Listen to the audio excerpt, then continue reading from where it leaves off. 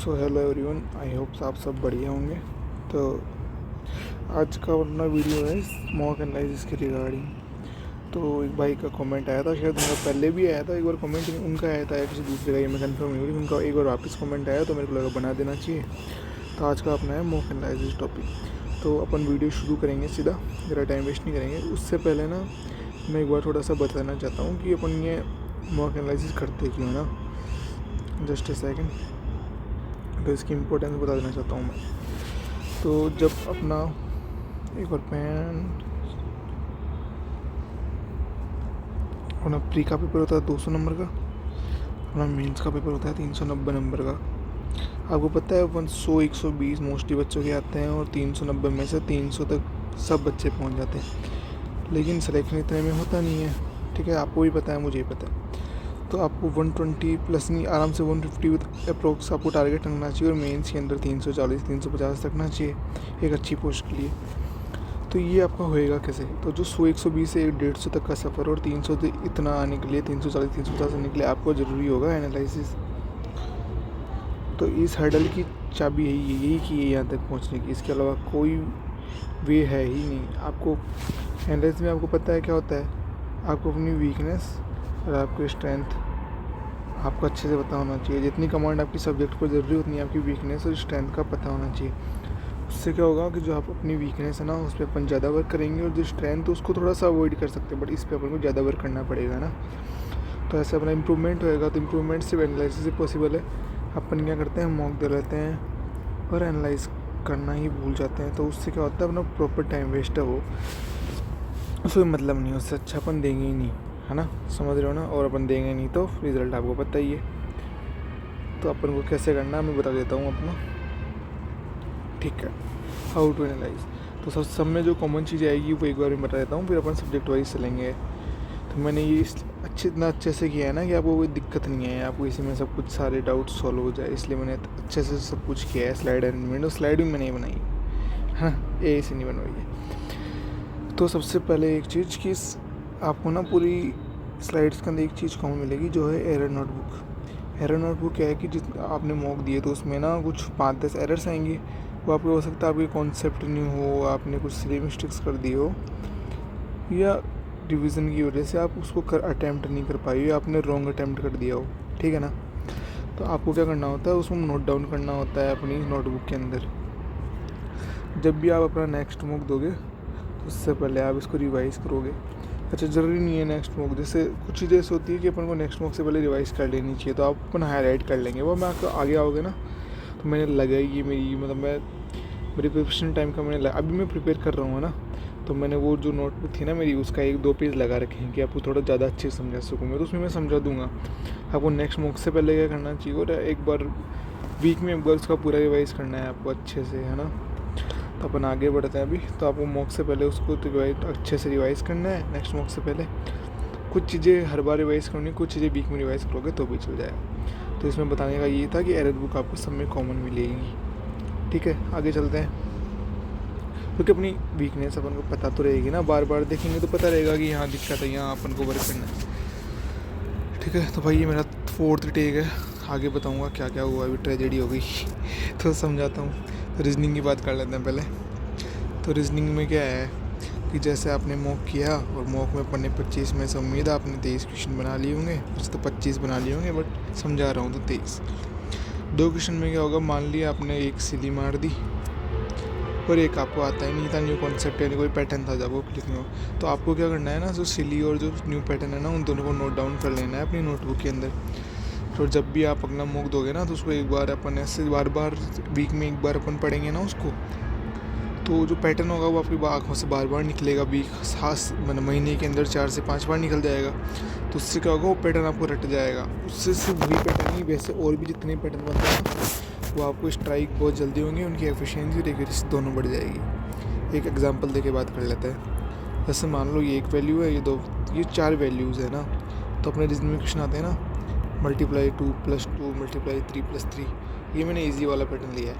But ऐसे कोई भी पैटर्न हो सकता है, मल्टीप्लाई 20 हो सकता है, मल्टीप्लाई +201 हो सकता है, +30 हो सकता है, या 30 समय +36 हो रहा है, फिर 36 मान लिया, +36 +34 +33, समझ रहे हो ना, एग्जाम्पल दे रहा हूँ। तो वो क्या होगा, अपन को याद पैटर्न से याद थोड़ी करते हैं उनको। तो अपन को क्या होगा कि जब अपन इनको बार बार पैटर्न्स को देखेंगे ना, ये पैटर्न आएगा तो अपन को सबसे जल्दी स्ट्राइक होगा पूरे क्लासरूम के अंदर, मतलब पूरे हॉल के अंदर, एग्जामिनेशन हॉल के अंदर। और दूसरा है ना, तो भी अपन औरों से ज़्यादा एक्यूरेट वर्क कर पाएंगे और जल्दी स्ट्राइक रेट अपनी बहुत ज़्यादा होगी, जल्दी स्ट्राइक कर पाएंगे अपन, है ना, मिनिमम टाइप के अंदर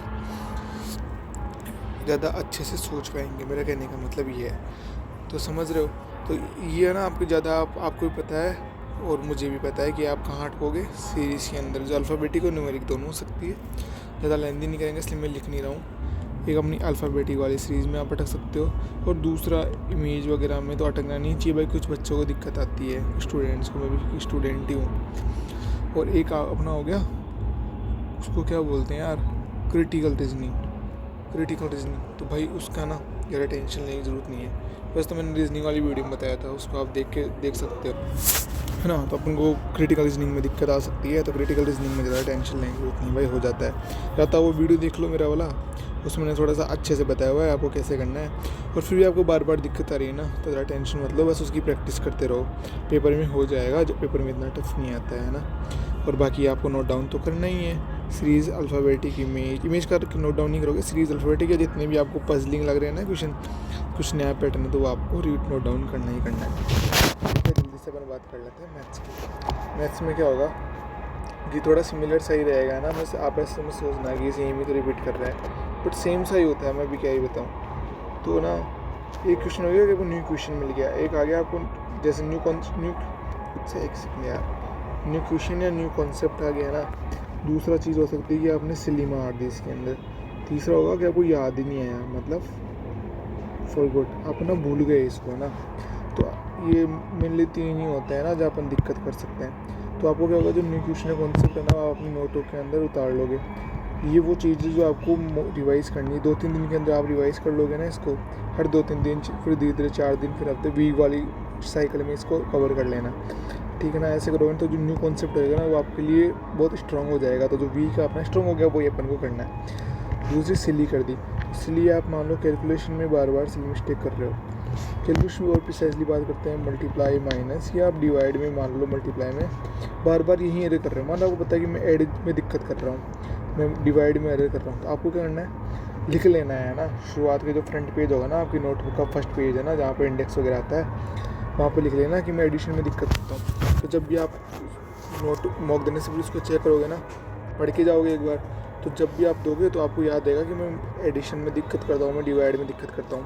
तो जब आप करोगे ना, तो आप उसको ध्यान से करोगे, दिमाग में आपके सबकॉन्शियस माइंड में वो चीज़ रहेगी, आपको लोड नहीं लेना है, बस एक बार रीड कर लेना, तो आपको अच्छा वो दिक्कत आपकी ख़त्म हो जाएगी, वो एलिमिनेट कर दोगे ना। हो सकता है आपको ऐसा हो कि मेरे को 17 की टेबल में दिक्कत आती है, मेरे को 13 की टेबल में दिक्कत आती है, तो वो भी आप लिख लो। तो उससे क्या, आप एक बार रिवाइज़ कर लोगे ना उससे पहले, तो वो चीज़ जो आपकी वीकनेस है ना, वो आपकी स्ट्रॉन्ग होती चलेगी, और वही अपन को करना है, एनालिसिस वही तो है, ठीक है। तीसरा है कि आप कॉन्सेप्ट आप भूल रहे हो, तो भाई उसका कुछ नहीं है, जो अपना नोटबुक है ना कॉन्सेप्ट वाली, पिछले टीचर से आपने पढ़ा हो, कॉन्सेप्ट तो आपने लिखे ही होंगे ना, नहीं लिखे तो लिखना चाहिए। दोनों कॉन्सेप्ट है ना, उनको रिवाइज़ कर लो आप। आपको लगता है मैं तो पढ़ता हूँ बार बार, फिर से भूल जाता हूँ, तो आप अपनी मॉक नोटबुक है ना, उसके अंदर वहीं लिख लो। तो उस कॉन्सेप्ट को, स्पेशली ये कॉन्सेप्ट आपको 2 कॉन्सेप्ट दिक्कत कर रहे हैं ना, तो उसको आप ज़्यादा रिवीजन दे पाओगे यहाँ पे, तो वो चीज़ आपकी स्ट्रॉन्ग हो जाएगी, प्रॉब्लम सॉल्व। अब इसमें कोई दिक्कत होना, तो बस तो मेरे को लग रहा है मैंने पूरा बता दिया। कुछ हो तो भाई कमेंट कर देना, मैं कमेंट में ही आंसर कर दूँगा आपका एज सुन एज पॉसिबल। अब मैं एक बार देख लेता हूँ ना, न्यू क्वेश्चन कॉन्सेप्ट आएगा तो आप लिख लोगे, इसीलिए आप लिख लोगे, फॉरगॉट क्वेश्चन भूल के तो आप लिख लोगे। और कुछ बचा है? नहीं बचा। एक चीज़ और बताना चाहता हूँ मैं, कि आपने ना मॉक देखा, तो मॉक में ये क्वेश्चन कर लिया, ये क्वेश्चन कर लिया, ये अपने नहीं किया, ये नहीं किया, ये स्किप कर दिया, तो आपको जो सोल्यूशन देखना है ना, जो आपने सोल्यूशन देखना है ना, वो सिर्फ ऐसा नहीं है कि अपने सोल्यूशन देखते टाइम सिर्फ इसका देख लिया, इसका देख लिया, इसका देख लिया, नहीं भाई, गलती है। अपन को पूरे पेपर का ही सोल्यूशन देखना है। मान लिया जो आपने कर लिया ना, उसका एकदम फास्ट देख लो, जो नहीं किया और जो अपने छोड़ दिया ना क्वेश्चन, उसका स्लो और थोड़ा टाइम टेकिंग करके और अच्छे से उस कॉन्सेप्ट को स्ट्रॉन्ग कर लो, लिख लो, उसको टाइम दो, कहने का मतलब ये है। बट ऐसे मत करना कि बिल्कुल सोल्यूशन छोड़ ही दिया। कई बार क्या होता है कि अपन ने कर तो लिया था बट अपन ने लेंथी मेथड से कर दिया, तो वो अपन को गलत है ना, वो तो प्रॉब्लम कर देगा, पूरा पेपर स्पॉइल करने में कोई कसर नहीं छोड़ेगा आपका वो। तो आपको वो भी अच्छे से लिखना है और वो भी देखना है, उससे आपको मान लो नया कॉन्सेप्ट का नया अच्छा सोल्यूशन, नया तरीका मिल जाए। अच्छा, यहीं पे मेरे को एक चीज़ याद आ गई, इसके अंदर ये अपने 1, 2 और 3, चौथा मैं डालना हूँ लेंदी क्वेश्चन, और आपका टाइम ये मैं बताना भूल गया था, अच्छा हो याद है। लेंदी क्वेश्चन तो आपको ना स्किप करना आना चाहिए। अगर आपका लेंदी क्वेश्चन होना तो भाई अगले इजी वाले छूट जाएंगे। तो जब भी लेंदी क्वेश्चन आए भाई अनकंफर्टेबल नहीं होना है, स्किप करो और आगे बढ़ो। अगले वाले क्वेश्चन आपका इंतजार कर रहे हैं जो इजी वाले हैं, जो आपको सिलेक्शन दिलवाएंगे। पहले सिलेक्शन तो लो, रैंक तो अपन लेंदी वाले से ले आएंगे, मान गया मैं आपकी बात, पर पहले अपन को सिलेक्शन का करना है। तो कहने का मतलब है स्किप अच्छे से करो भाई, ठीक है ना। स्किप करोगे ना तो जैसे आपको लग रहा है कि मैंने तो यहाँ टाइम बहुत ज़्यादा दे दिया, तो उससे आपको समझना है कि ये क्वेश्चन स्किप वाला था, करने वाला नहीं था। समझ गए ना बात को। अब वो सेक्शनल टाइम बनाने वाला है, तो बहुत ज़्यादा स्किप बहुत ज़्यादा इंपॉर्टेंट हो जाएगा पहले से। Time management.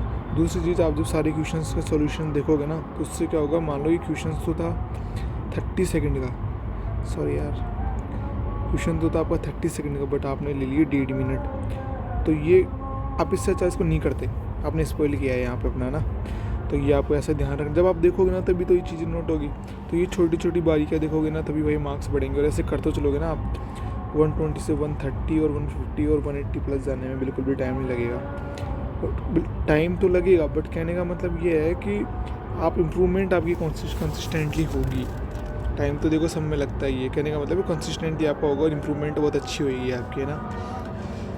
अब अपन मेजर तो ये होता है, मेजर तो अपने यहाँ मैथ्स में और यहीं पे आती है रीजनिंग में भी ना बोल के मैथ, रीजनिंग और इंग्लिश तीनों अपन बोल सकते हैं कि यहीं पे एनालाइज की ज़्यादा ज़रूरत होती है।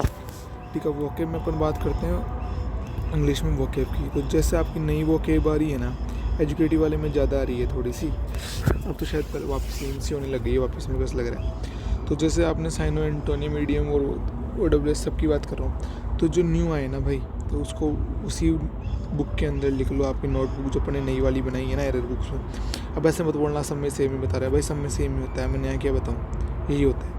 तो आप उस नोटबुक में लिख लोगे, रेगुलर रिवाइज करते रहोगे, 7 डेज़ वाली साइकिल के अंदर आराम से कवर हो जाएगा। न्यू बुक है, वैसे ब्लैक बुक पढ़ी है ना आपने, तो आपका 90% कवर रहेगा ऑलरेडी, वही वो रिपीट होते रहते हैं। अगर नया है ना तो वो वही यहीं से हो जाएगा बस। और उसके बाद भी कुछ नया है ना तो वो कोई प्रॉब्लम नहीं है, उसकी टेंशन लो मत, वो किससे नहीं होगा, उससे आपका रैंक तो दूर की बात सिलेक्शन में नहीं रुकेगा। ठीक है, अब अपन बात वो के में इतना ही था ना, ज़्यादा खींचने नहीं है, ज़बरदस्ती में क्या ही बताऊँ, जो काम की चीज़ वही बताऊँ ना। आपका टाइम इंपॉर्टेंट है यार। ग्रामर में क्या होगा ना, आपको हो सकता है आप रूल्स भूल जाओ या आपको न्यू रूल्स मिल जाए ना, ये होता है ना।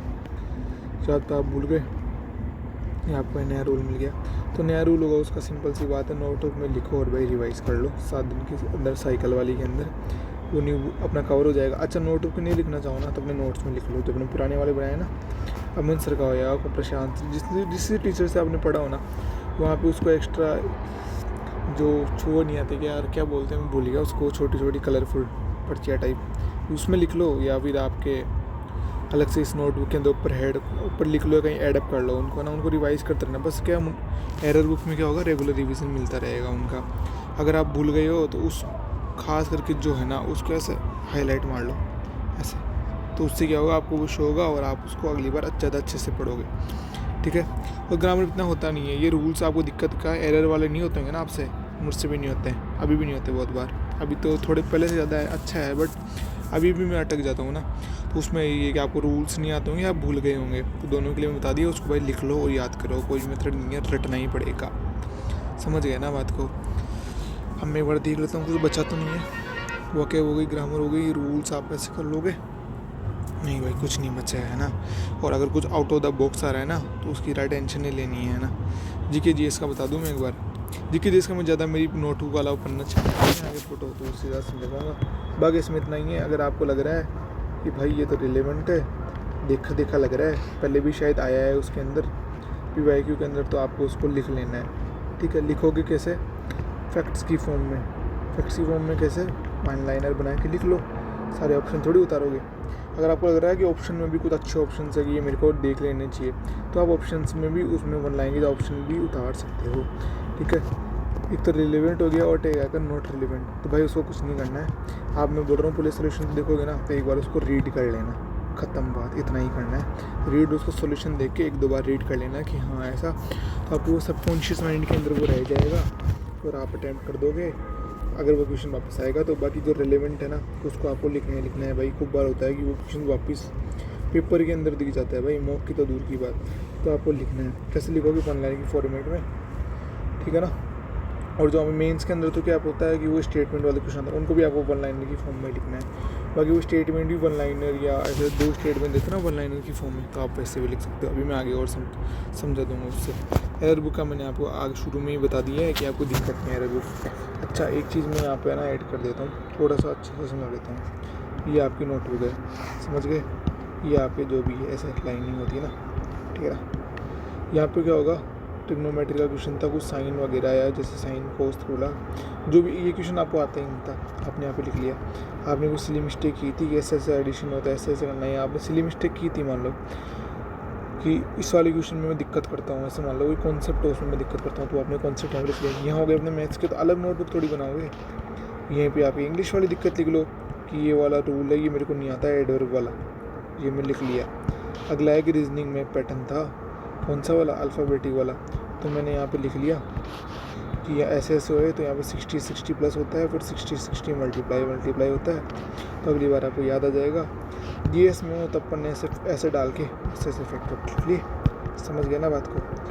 वोकेब आ गई तो यहीं पे वोकेब लिख लिए, तो आपके ना एक मॉक के अंदर मोटा मोटा एक पन्ना बढ़ जाएगा भाई, मुश्किल से, उससे ज़्यादा नहीं बढ़ेगा। मेंस वाले में थोड़ा सा ज़्यादा बढ़ सकता है ना, तो आप समझ गए ना, इतना ही है भाई, ज़्यादा लेंदी नहीं करेंगे, होता इतना ही है। आपने ज़बरदस्ती इसको टफ बना रखा है ऐसे सोच के, तो बस आपको क्या करना है, अपनी वीकनेस कैसे इंप्रूव हो सकती है, बस तो बारीकी पे काम करते जाओ, और उसको सिर्फ बना के नहीं रखना है ना, रिवाइज़ करो भाई, रिवीजन ही आपकी की टू सक्सेस है, उसी को करना पड़ेगा, ठीक है ना। ये पहले मैंने बता दिया ना आपको, हाँ इम्पोर्टेंस क्यों है, ठीक है। तो भाई आज के लिए इतना ही था, thank you for watching video. अगर अच्छा लगा हो तो आप लाइक शेयर सब्सक्राइब कर सकते हो, आपकी मर्ज़ी है ना, अच्छा लगा हो तो कर सकते हो, बाकी मेरे को बोलना ठीक नहीं लगता। So let's conquer together. मैं आपको किसी भी तरीके से हेल्प कर सकता हूँ तो भाई कमेंट लिख देना। अगर कोई सजेशंस हो या कुछ अच्छा बुरा लगा हो कि ये ऐसे कर सकते हो, ऐसे ज़्यादा बेटर समझ में आएगा, तो आप वो भी लिख सकते हो, ठीक है। कोई डाउट हो तो बिल्कुल लिख सकते हो। सब्जेक्ट रिगार्डिंग एसएससी या एनटीपीसी दोनों में ये सेम एनालिसिस वाला आप यूज़ कर सकते हो, सेम में दोनों टीसीएस करवाता है, और उससे कोई फ़र्क नहीं पड़ता टीसीएस एजुकेटी से। आपको एनालाइज करना है, आपको हेल्पफुल होगा। अब देखो ना, वो मैं बता देता हूँ ना, ये मेरी कॉपी का ही मैंने अभी पेज लगाया, तो जिससे टाइप ऑफ फॉरेस्ट वाला आया था ना कि मिलिटेड कोस्टल बिजनेस में कौन सा होता है, ठीक है। तो ये जैसे आया ना, तो ये मैंने यहाँ पे उतार लिया, ये 1 लाइन की फॉर्मेट हुआ, ये मेरे को याद नहीं हो रहा था, तो मैंने यहाँ पे येलो मार्क मार दिया, समझ गए ना आप, ऐसे करना है। ये साइंस का क्वेश्चन था जैसे, तो जैसे जीएस के क्वेश्चन है तो मैंने सीधा उतार दिए, ये उतार लिया, ठीक है। आगे चलते हैं। अब ये रीजनिंग का क्वेश्चन था सेट एनालॉजी वाला, मेरे को नहीं आता था, तो मैंने इसको ऐसे पैटर्न जैसे लिख लिया कि भाई ऐसे ऐसे कुछ होता है और ऐसे आंसर आता है। जब आप पढ़ोगे तो ऐसे ऐसे देखोगे ना कि ऐसे नहीं ऐसे होएगा, तो आपको वो चीज़ याद रहेगी अगली बार। कि आप जीएस का क्वेश्चन आ गया, ज़्यादा लंबा नहीं करना है, मैंने यहाँ पे फिर डाल दिया, अपना क्वेश्चन मिला था वो लिख लिया, और मध्यगम से रिलेटेड ऐसे लिख लिया, शॉर्ट एंड कंसाइज, ठीक है ना। ये अपना क्वेश्चन हो गया। तो ये जीएस में से लिखना है, आई थिंक आपको ज़्यादा समझ में यहाँ से आया होगा ना। तो जैसे जीएस की क्वेश्चन भाई जीएस वीक थी तो थोड़ा ऐसे लिख लिया करता था ना। ये मेरे को क्वेश्चन नया लगा तो मैंने यहाँ पे लिख लिया, अगली बार आएगा तो आप लपेट देंगे। ये था फैक्ट फॉर्म में लिख लिया, जैसे यहाँ पे रिवोल्ट वाला भी आ गया, कौन था ये भी आ गया, किसको प्रोक्लेम किया था ये भी आ गया, सही लग रहा है ना। मैथ्स का क्वेश्चन था, ये वाले क्वेश्चन तो मेरे शुरुआत में दिक्कत होती, मेरे को अच्छे से पढ़ा हुआ नहीं था, तो मैंने इसको लिख लिया कि भाई ये कैसे होगा। इसमें क्वेश्चन ये पूछा था, वैल्यूज़ ये गिवन थी, तो मैंने पूरा कॉन्सेप्ट अच्छे से लिख लिया। अगली बार आऊँगा तो मैं पक्का छोड़ने वाला थोड़ी उस क्वेश्चन में, ठीक है। जैसे ऐसे फैक्ट्स की फॉर्म में लिख लिया, तो भाई समझ में आ रहा है ना आपको। तो वैसे ज़्यादा डेप्थ में कैसे बताऊँ भाई, जैसे तो ये आप नोटिस करोगे यहीं पे मैथ्स आ गई अपनी, यहीं अपनी जीएस आ गई, और यहीं पे कुछ अपना रीजनिंग का पोर्शन आ गया। ऐसे ऐसे लिखते चलो ना, ठीक है ना। अब जैसे मेरे को था कि मेरे को ये क्वेश्चन नहीं आ रहा भाई, बार बार दिक्कत कर रहा है, तो मैंने कर लिया इसको हाईलाइट, समझ गए बात को। ऐसे ही करना होता है। इंग्लिश का यहाँ पे लिख लिया, अब कुछ एक्स्ट्रा है तो लिख लिया, तो भाई इतना ही है ना। मैथ्स का था तो मैंने डाल दिया यहाँ पे। जैसे इंग्लिश का रूल्स वाली बताऊँ क्या मैं आपको, मेरे को ये रूल एक्टिव पैसिव में इसको दिक्कत आ रही थी, तो मैंने इसको नोट डाउन कर लिया। एक्टिव में कैसे होता है वो लिख लिया, पैसिव में कैसे लिख लिया, और जो क्वेश्चन गिवन था वो लिख लिया। उससे क्या होगा, मेरे को एग्जाम्पल भी मिल गया, मेरे को कॉन्सेप्ट भी मिल गया, बात खत्म। अगली बार आएगा तो छोड़ेंगे ही नहीं, ठीक है ना। बताओ क्या समझ नहीं आ रहा। अब ये जैसे वही चीज़ है, सेम एक्टिव पैसिव वाला मैंने रूल सीख लिया, वही ऐसे ही है, ठीक है ना। ऐसे ही होता है और सब ऐसे ही करते हैं। अगर कुछ अलग बता रहा है तो या तो वो आपको, या तो क्या वो बेवकूफ़ ही बना रहा होगा आपको, मेरे को तो यही होता है भाई, ठीक है ना। ठीक है, तो आपको वीडियो अच्छा लगा तो आप लाइक कर सकते हैं एंड ठीक है, थैंक यू। जल्दी मिलते हैं, कोई दिक्कत हो तो आप कमेंट कर देना, है ना। ज़्यादा टेंशन नहीं लेना है, अच्छे से प्रिपरेशन करो।